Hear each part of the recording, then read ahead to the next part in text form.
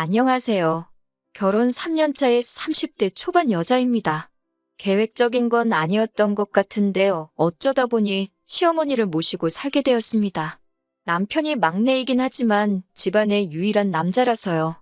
남편 위로 누나가 2명 있고 중풍 걸리신 홀어머니가 계십니다. 결혼할 때도 그 사실을 알고 있었고 모시고 사는 일은 절대 없을 거라고 남편이 말하기도 했습니다. 남편뿐만 아니라 신우들도 자기도 제 앞에서야 신우지. 자기들도 집에 가면 저와 똑같은 며느리라며 누구보다도 저를 이해해줄 수 있는 사람들이라고 하면서 아무리 엄마가 아파도 절대 저 혼자 모시게 하진 않을 거라는 말 믿고 결혼을 하게 되었어요. 정말 다시 생각해도 서럽고 눈물이 나네요. 어머님은 집에서 혼자 지내시고 신우들이 보내주는 돈과 남편이 보태는 돈 합쳐서 어머님 댁으로 전문 간병인을 불러 쓰고 있었습니다. 결혼 1년 차였던 신혼 때만 해도 저 역시 이 정도 시어머니가 자식들에게 많은 지원을 받고 있다는 걸 알고 있었기 때문에 제가 모시게 될 거라는 생각은 꿈조차 꾸지 못했습니다. 그런데 재작년 큰 신우가 자식들 조기 교육을 이유로 미국으로 이민을 떠나게 되었고 비슷한 시기에 코로나가 터지게 되면서 사업하던 둘째 신우네 가게가 서서히 안 좋아지다가 결국 망하게 되었습니다. 그렇게 저한테 걱정하지 말라고 제 편인양 행동했던 신우들이 그렇게 쉽게 말을 바꾸게 될 줄은 몰랐어요. 둘째 신우네가 망하게 되면서 간병인 쓸 돈을 보내주지 못하게 되자 큰 신우도 둘째가 안 내는데 내가 왜 내냐? 우리도 지금 미국에 이민 와서 자리 잡는데 힘이 든다. 알고 보니 한국으로 큰 돈 송금한 기록이 있으면 장기적으로 영주권을 받거나 할 때 좋지가 않다더라 하는 이유를 대면서 시어머니를 위한 지원을 끊게 되었습니다. 저는 결혼하자마자부터 전업주부를 하기로 해서 결혼 전에 다니고 있던 직장마저 그만둔 상황이었고요.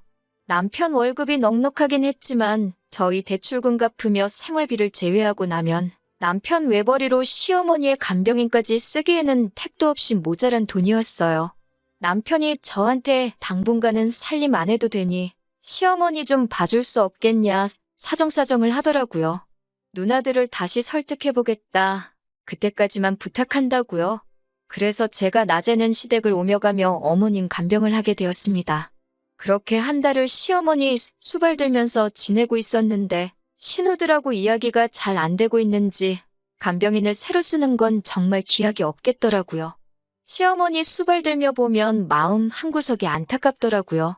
항상 누워 계셔야만 하고 혼자 힘으로는 제대로 움직이지도 못하시고 맨날 TV만 보고 있는 모습이 참 안쓰러워서 힘들었지만 남편한테 투정 한번 부리지 않고 꿋꿋이 모셨습니다. 신우들에게서 받던 지원이 이제는 불가능하다는 생각이 들기 시작할 때쯤 시어머니 보면서 안쓰러운 마음이 들기 시작했습니다. 그래도 내 남편 낳아주시고 키워주신 분이니까 하는 생각에 신우들 상황이 좋아질 때까지 제가 오며 가며 시어머니 봐드리는 게 아니라 우리 집으로 모시는 게 낫겠다는 생각이 들더군요.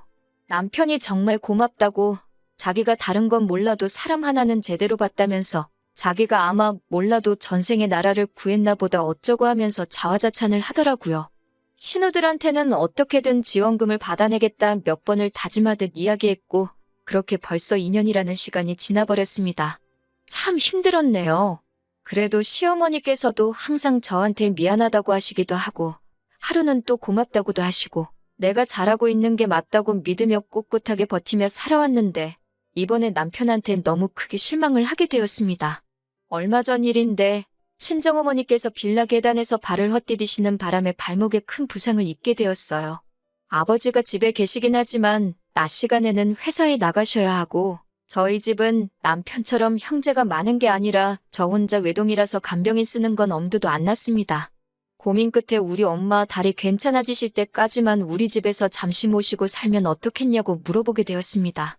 당연히 그렇게 하자고 할 줄 알았던 남편이었는데 단 1초의 망설임도 없이 그렇게는 힘들 것 같다고 거절하는 남편의 말에 그간 남편과 저 둘이서 서로를 위해 최선을 다해 살고 있다고 믿어온 시간이 무색하게 큰 실망을 하게 되었습니다.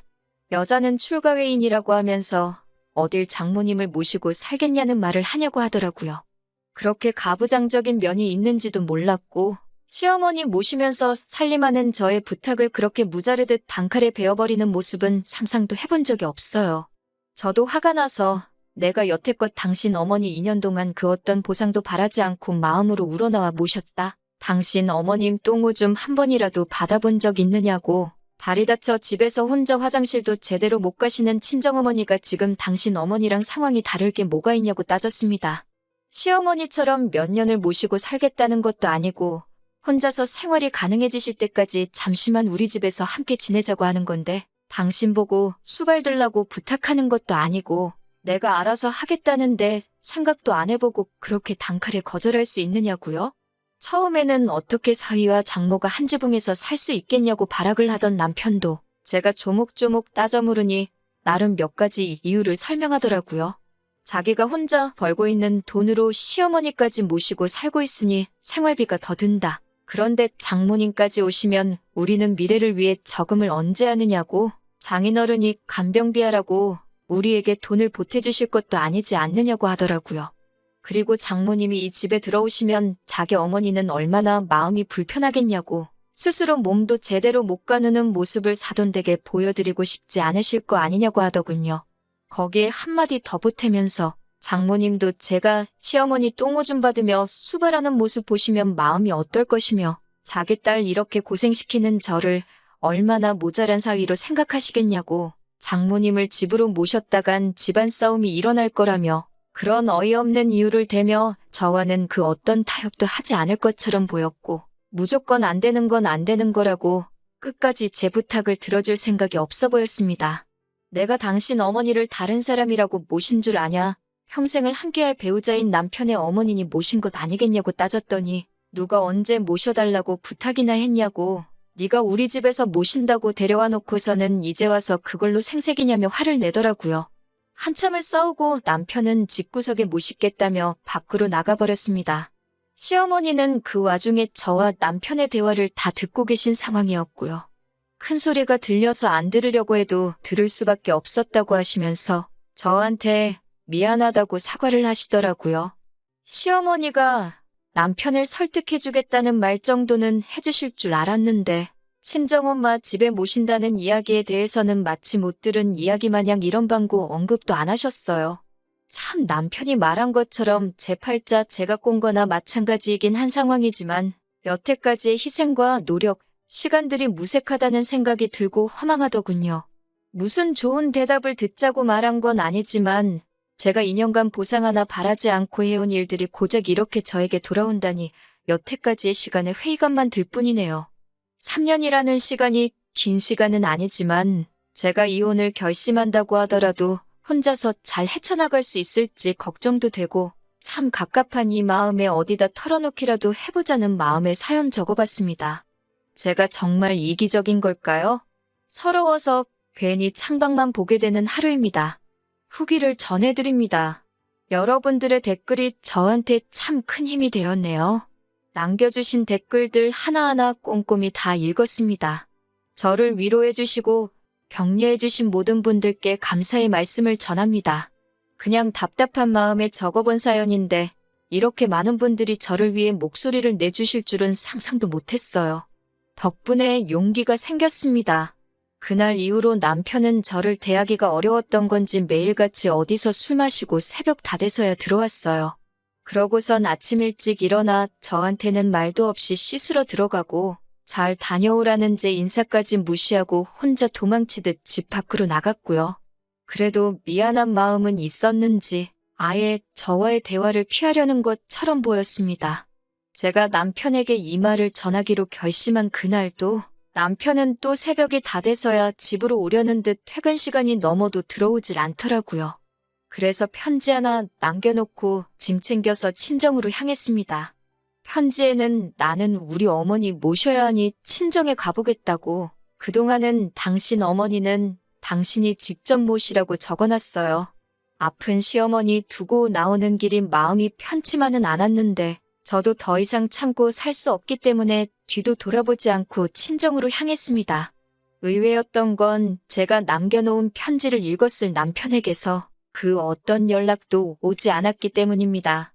친정어머니도 남편은 어쩌고 왔냐고 물으셨는데 자초지종을 설명하니 어머니는 많이 실망하신 눈치였지만 딱히 누구를 원망하지는 않으셨어요.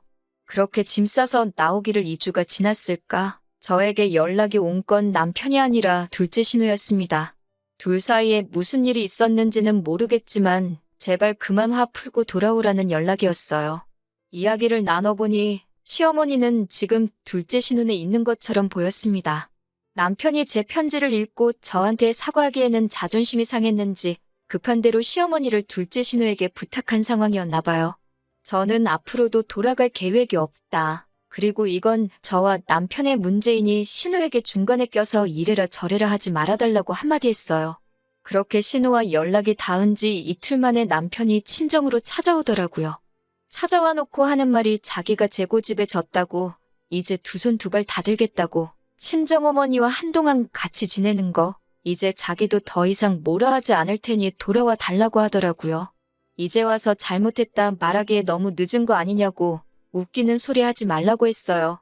곧 이혼소송도 준비할 테니 이제 당신 부모는 당신 손으로 직접 모시라고, 더 이상 아픈 남의 어머니 모시기 위해서 내 어머니를 등질 생각 없다고 한마디 했습니다.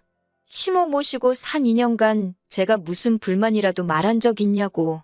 불만 한마디 말한 적 없는데 신우는 다른 사람도 아니고 자기 어머니를 2주 만에 포기하지 않았느냐. 그것만 봐도 나는 이제 할 만큼 한 것 같으니 이제 그만 여기서 갈라서자고 말했어요.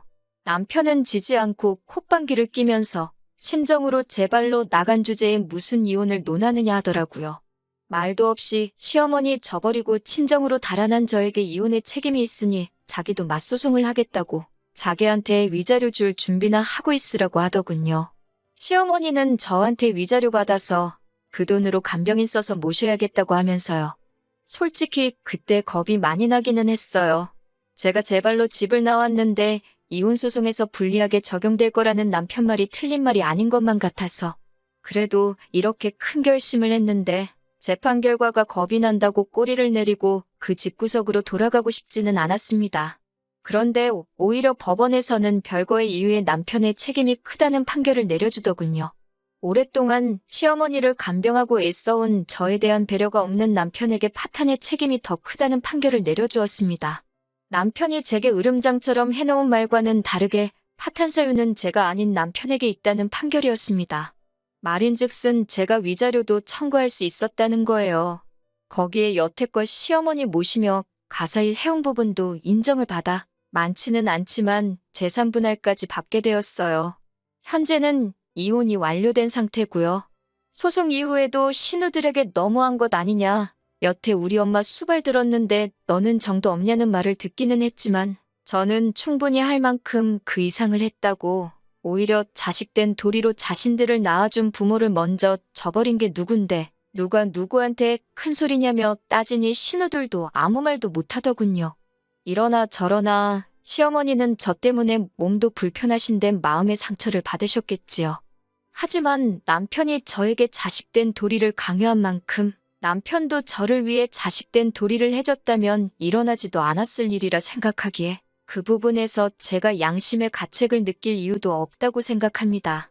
남편은 자기가 뿌린 씨앗을 거두게 된 거고 저는 거기에 일말의 책임조차 질 이유가 없다는 거예요. 댓글 남겨주신 분들이 저에게 용기를 보태주지 않으셨다면 저 혼자서는 절대 해내지 못할 일이었던 것 같습니다.